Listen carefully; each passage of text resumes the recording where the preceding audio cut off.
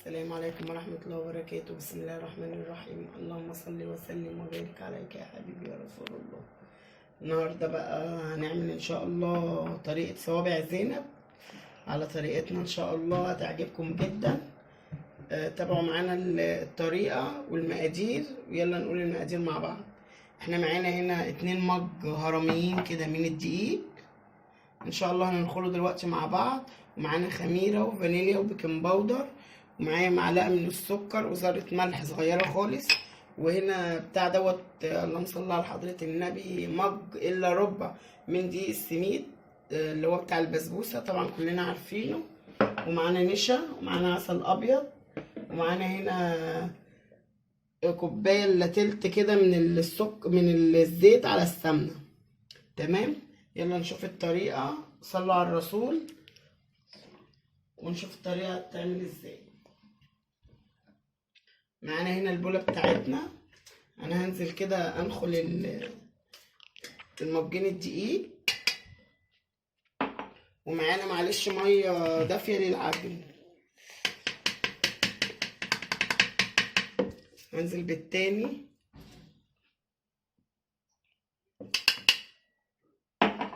اهو،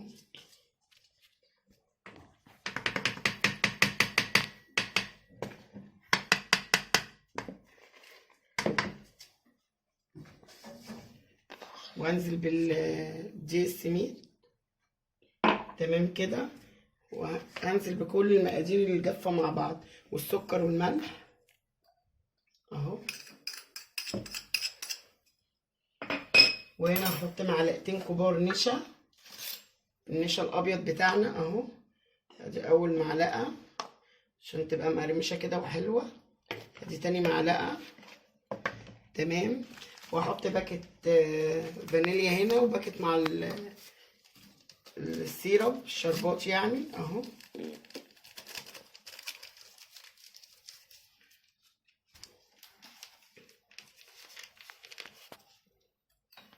احط هنا ربع بيكنج باودر اهي،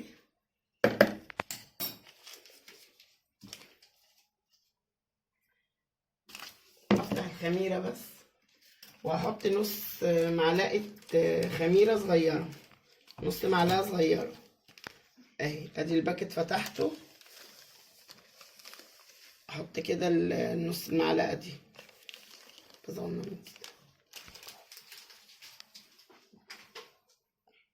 نص معلقه مليانه من الخميره، واقلب كده كل ده كده مع بعض اهو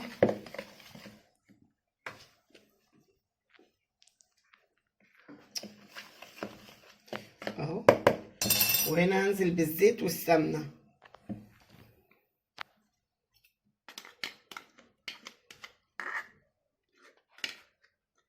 قبل ما انزل على الزيت بحط ايدي في الدقيق. تمام، انا معايا هنا وهحتاج معلقه كبيره عسل، انا معايا معلقه اهي في البرطمان، ومعايا هنا ميه دافيه للعجن، انا مش هحط الميه كلها، ازود كده. تمام،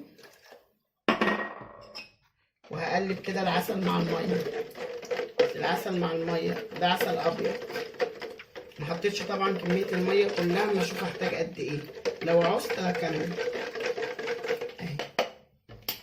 انا الاول هفرك كده الدقيق كله بالسمنه والزيت. انا طبعا ايدي نضيفه اهو اهو، كأني ببس كده اهو.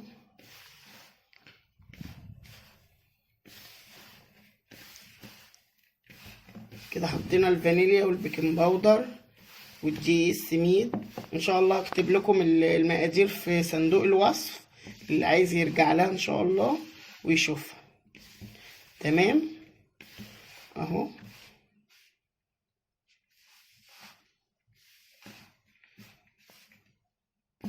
اهو كده، بسيت اهو الدقيق كله اهو، الدقيق ده ودوت والمكونات بتاعتنا كلها.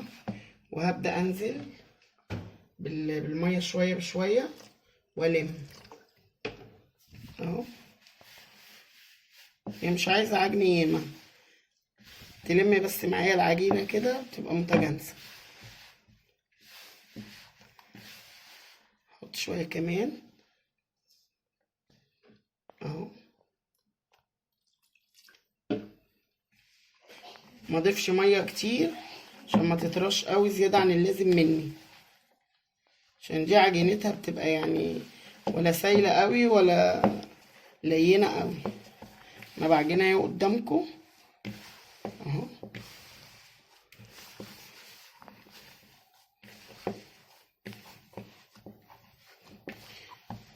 كده هي ناشفة شوية، هحط لها شوية مية والم كده كل المكونات بتاعتي اهو. احط شوية صغيرين كمان.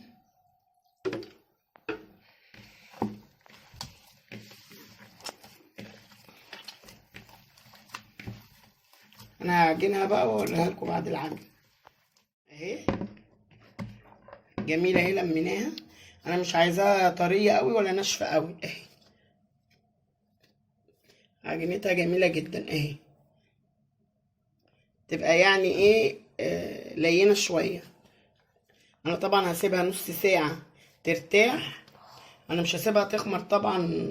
هي فيها خميرة بس دي طبعا مش مخبوزات، دي حلويات اهو. هسيبها كده ان شاء الله ترتاح نص ساعة ونرجع نشوف هنشكلها ازاي مع بعض. اهي بعد ما سيبناها نص ساعة اهي، بصوا عاملة ازاي. اسيبها احطها كده واجزقها كده اهو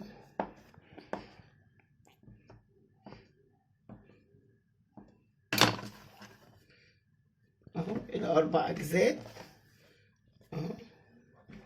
همسك كل جزء واعمله كده اهو.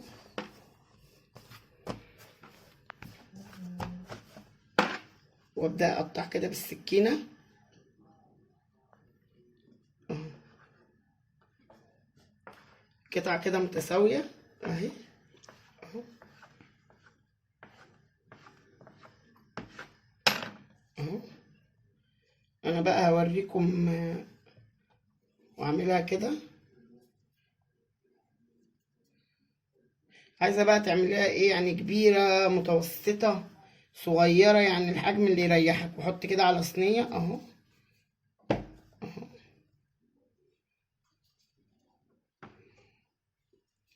اهو. يعني احاول اعمل ايه حتت عجين كده متساويه اهو اهو. صغنونه كده تبقى طعمها لذيذ جدا. وانا عملت الشربات طبعا وسبته يبرد عشان عايزاه سميك الشربات بتاعها اهو. هعمل معاكم واحده تاني اهو اهو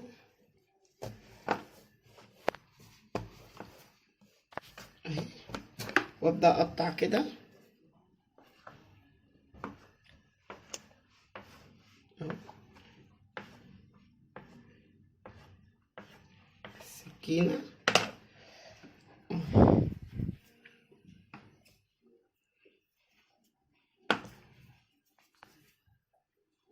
مش مهم التشققات دي، لما اجي اعملها على البصامه ان شاء الله هتعمل.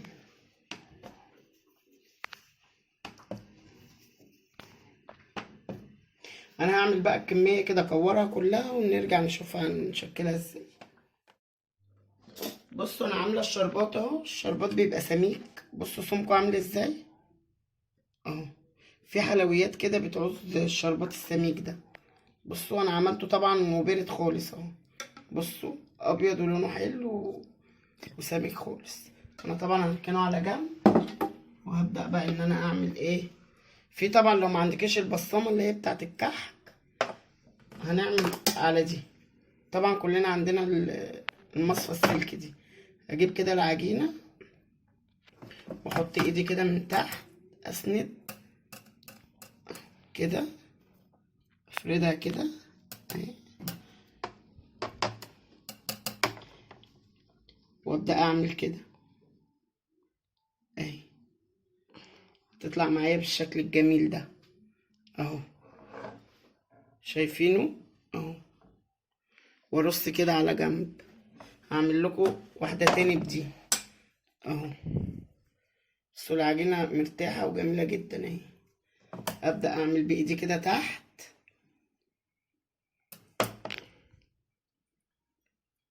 ابدأ اعمل بايدي تحت اهو، واعمل كده. ما افردهاش قوي عشان ما تبقاش خفيفة قوي، ومن اي اتجاه بقى اهو اهي اهي، بتديني الشكل الجميل ده اهو. وارص برضو جنب اختها. هعمل تاني اهو. احط ايدي كده وافرد كده العجينة اهي، وابدأ اعمل كده اهو اهو. دي صغيرة شوية. واعمل تاني اهو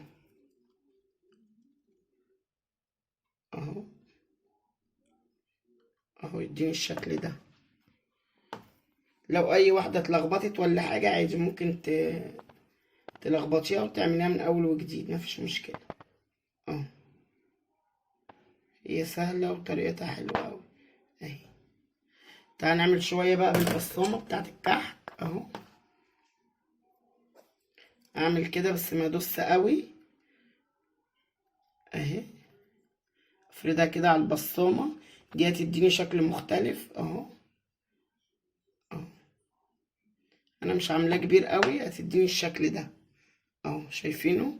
وارص برضو كده جنبه، اخد غيرها اهو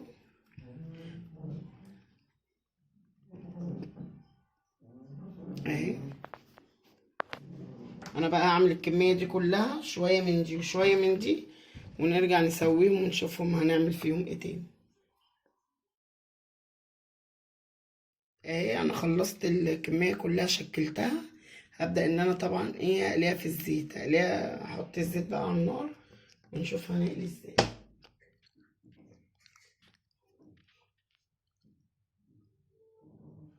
يا جماعة خلصناها ونزلتها في الشربات، لونها جميل. يلا اشوفكم على خير في فيديو جديد. ما تنسوش اللايك والاشتراك، وتجربوا الطريقة دي في صوابع زينب. بصوا جميلة جدا ولونها جميل جدا. يلا اشوفكم في فيديو جديد، مع الف مليون سلامة.